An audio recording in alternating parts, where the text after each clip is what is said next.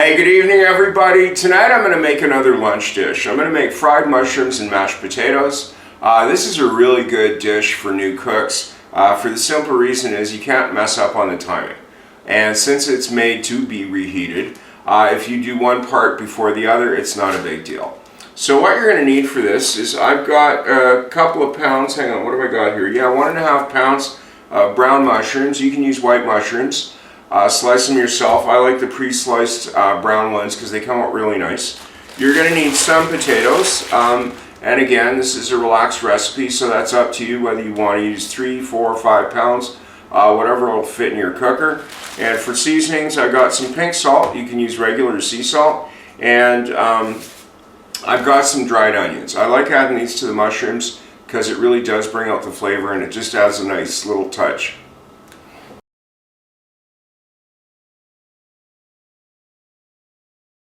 So get a large saucepan. I like non-stick for this. And now it's up to you whether you want to use butter or oil. And if it's non-stick, you don't actually have to use anything. I always prefer to use a mix of butter and some oil. Now, that's not that much butter when you're considering how much mushrooms and potatoes I'm going to be making. And just add a bit of oil to that. That always helps to keep the butter from burning. And just swirl that around a bit.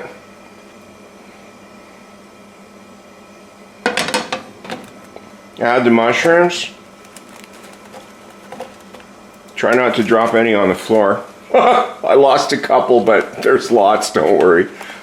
So just toss up the mushrooms a bit in the fat with some tongs, just to get them coated a little bit. Your salt. Now, when you salt watery vegetables like mushrooms, what it does is it helps to draw the water out of them so they cook better. And toss those a bit again to distribute the salt, then put a lid on it. Now for the potatoes, I don't peel these. Most of the nutrients in potatoes are in the skin. So peeling them is actually a lot of work and you're kind of defeating the purpose here. Now, I don't really measure these. Like if you got a 3-pound bag, that's fine. I've got like a 10-pound open here, so I'm just kind of eyeballing it. Probably for 3-4 pounds there. Whatever I know is going to fit in the cooker.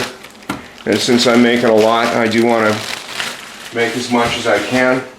For these, what you're going to want to do is give them a quick rinse, okay, one by one, and just visually examine them. Okay, so if there's like a nasty little bit here, just shave that off, and like that. You don't have to be completely thorough. Now, if you do have a bad one, obviously don't use that, right? But don't cut off too much, just the stuff that you're sure you don't want in there. And for the large ones, just cut them in half. Serves two purposes. They cook quicker, and also you can look inside to see if indeed there's, you know, a bad potato that you don't want to put in the pot.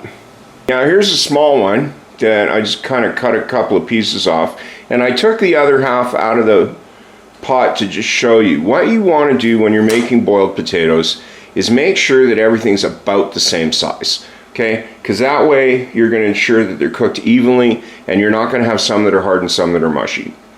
Yeah, and always open something that's steaming away from you. You don't want the steam to come up and hit you in the face. That's sounding good, smelling good. Yeah.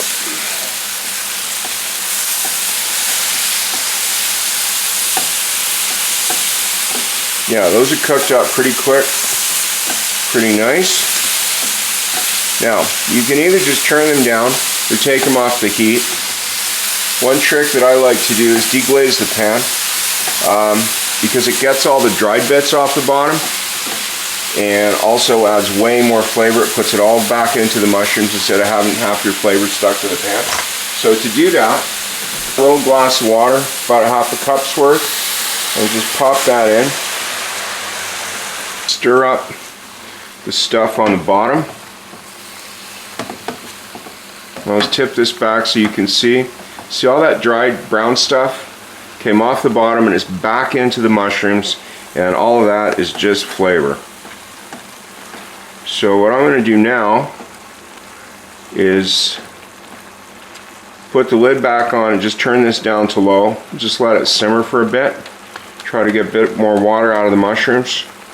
Now, while you can use a pressure cooker with cold water, I always got a kettle going, because when you start with hot water, A, it cuts down on your fuel costs for heating up the water, well, especially if you got gas like I do, and it cuts down on the time. If you do have a pressure cooker, I'll just try to show you here. I don't know if this is going to work, but you take your lid off. Yeah, it does work. See, look in that little hole there. Okay, you can see when I tilt it that you can see the light come through. It's very important when you use a pressure cooker to always check that the valve is not plugged prior to starting it, and that way you'll never have any problems.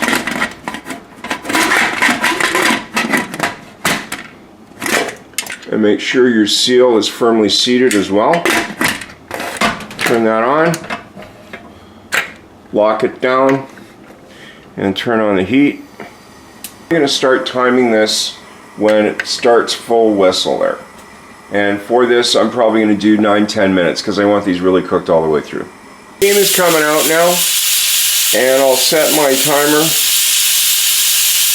and check on the mushrooms. Mushrooms are looking good. So what I'm going to do is just take the lid off and let what little water is in the bottom boil off, and just stir them up a bit so they don't get too sticky, and then set them off to the side when they're done. I just heard the alarm go off on the potatoes, and I'll just zoom in here so you can see the amount of liquid that is left on the bottom is just fine. I'm not going to try to boil any more off. That'll just add flavor to the potatoes, so I'm just going to turn the heat off on that right now. The pressure cooker is ready. Just push the button up first to get most of the pressure off.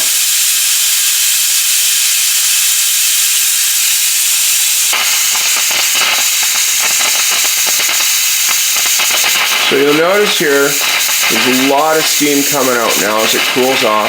And what I'm trying to do is push this up. Okay? The reason I'm doing that is just to show you, never try to open the pressure cooker until it's ready. And if you can't easily push this up, just wait. I had some stuff to do and I walked away from the pot for a bit, and as you can see, it's not making any noise at all. So you're quite safe to just push it all the way up and just take the lid off. And as you can see, the potatoes are completely cooked. Now, pretend we had used a normal pot of boiling water.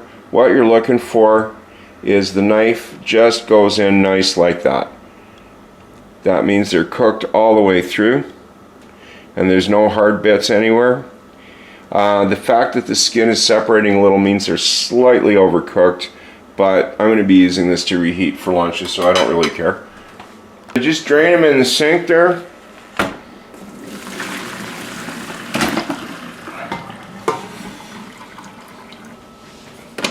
And after most of the water's come off, just put them back in the pot. And if you're thinking I forgot the onion, haha, fooled you. This is where I add it. Because since it's dried and the potatoes still have some water in them, this is an excellent time to put it in, because if you've ever had watery mashed potatoes, they're not really nice. So what the onion does here is it starts to rehydrate and it mops up any extra water that might still be in the bottom. So just start mashing. One of these days I'm going to figure out how to shoot these things without blocking the shot completely. You can see already, using the yellow potatoes, it gives a really, really nice quality of mash, nice and smooth. And I haven't even put any cream or anything in it. And you know what, speaking of that, I think I will throw a little half and half in there.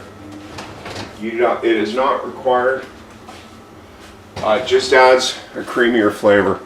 And if you don't want, if you want to keep your fat content down, don't, because there is butter and oil in the potatoes. And I can hear those people going, oh my God, all those carbs. Well, hey, guess what? Your glycogen's got to come from somewhere. And if you're working out pretty hard, which I am these days to get the fat off there,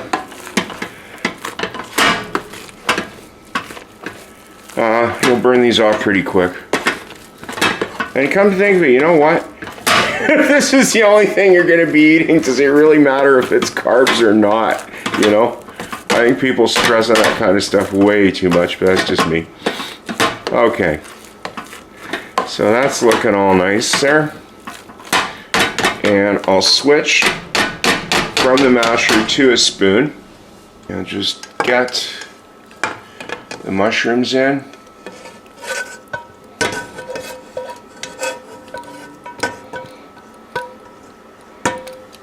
Yeah, I always believe in minimal utensils, but the tongs just won't work for this. So just pick up the potatoes from the bottom, kind of just turn them over, get them all mixed in nice. There we go. So what I'll do is I'll just transfer these to a bowl so you can get a final look at it. The finished product.